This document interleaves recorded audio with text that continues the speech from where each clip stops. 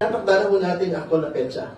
Ito pong Dolomite Beach investigation po ng Committee on Public Accounts. Ito po ay gaganapin sa November 19.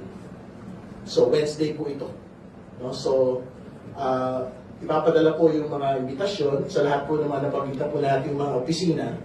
Kababayan, pakinggan natin ito no, kung gaano kadesperado no, itong si Tereredon para pagtakpan yung amo niyang sila Saldico at Martin Romualdez sa kurakot nito. Nililihis ang issue eh.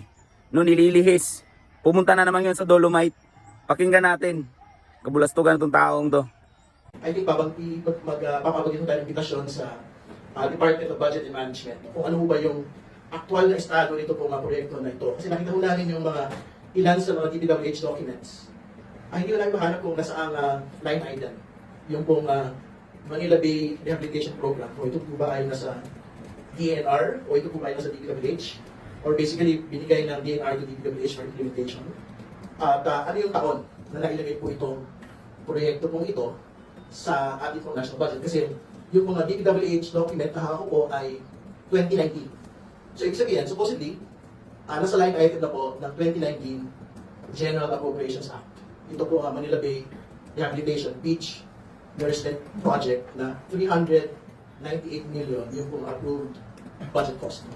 So, yun po yung mga kailangan natin. Siyempre, in the same manner kung paano natin pinatakbo yung House Infrastructure Committee hearing, gusto natin din po malaman kung ito po ba ay una, net originated project, ito po ba ay HCAP project, o ito po ba ay BICAM insertion sa kung ano man pong fiscal year ng ating pong gobyerno, kung 2019 ba ito or 2020 ba ito. Gusto natin malaman kung ito po ba ay unprogrammed appropriation. So, I think yung best agency na makapagsabi po nito ay wala pong iba kundi yung DBM. So, we will also invite them, aside from, syempre, yung DNR, DPWH, City of Manila, at yung pong MMDA. So, again, to recap, ang pag-usapan po doon sa unang pagdinig, yung question po ng necessity ng Manila Bay Dolomite Beach Program. So, ibig sabihin, ang basic na tanong po dito ay, kailangan ba talaga po itong program? Kasi ang paliwanag po nila, dalawang bagay.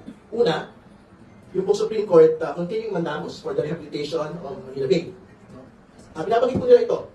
Pero pagka tinignan po natin yung po laman ng Supreme Court mandamus, ang nakalagay po doon, very specific. Ang nakalagay po doon, preserve Manila Bay and improve the water quality. Ibig sabihin, pagandahin po yung kalidad ng tubig para makaligo yung po mga tao. Yun po yung very precise requirement. At kailangan pong masagot doon po sa hearing po na ito o yung po bang paglalatag ng 389 million na buhangin along the coast of Manila Bay ay makakatulong to preserve Manila Bay and secondly, more importantly, to improve the water quality of Manila Bay. So, yun po yung kailangan mo natin pag-usapan. Yun yung unang punto. Pangalawa, siyempre ang kailangan sagutin po ng DNR, bakit po ikinasa ang proyektong ito kahit wala po ito sa Comprehensive Manila Bay Sustainable Development Master Plan? Malaking sabihin po yun. Kasi ito po yung debate doon po sa flood control projects. Hindi ba? Ito po yung pinag-usapan na bakit nagkakaso tayo ng flood control projects sa iba't ibang mga lugar. Kahit una, hindi kasama sa master plan ng isang river basin. Or pangalawa, kahit wala po siya, kahit anong master plan.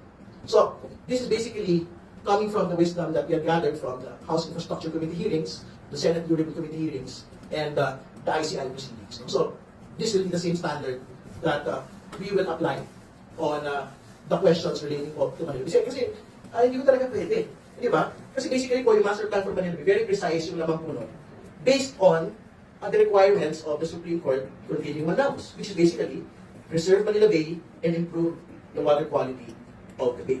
So, at ano po yung mga halimbawa doon? Basically, yung pagkakaroon po ng mga sewage treatment plants. But, syempre, ang tatanong po ay, hindi ba kasama yung Tereredon. No? Namamatay ng mga tao sa Cebu, Tereredon. No, doon dapat kayo mag-focus. Sa flood control, 26 billion, Tereredon. 26 billion ang inilagak doon sa Cebu. Tahimik ka, tahimik.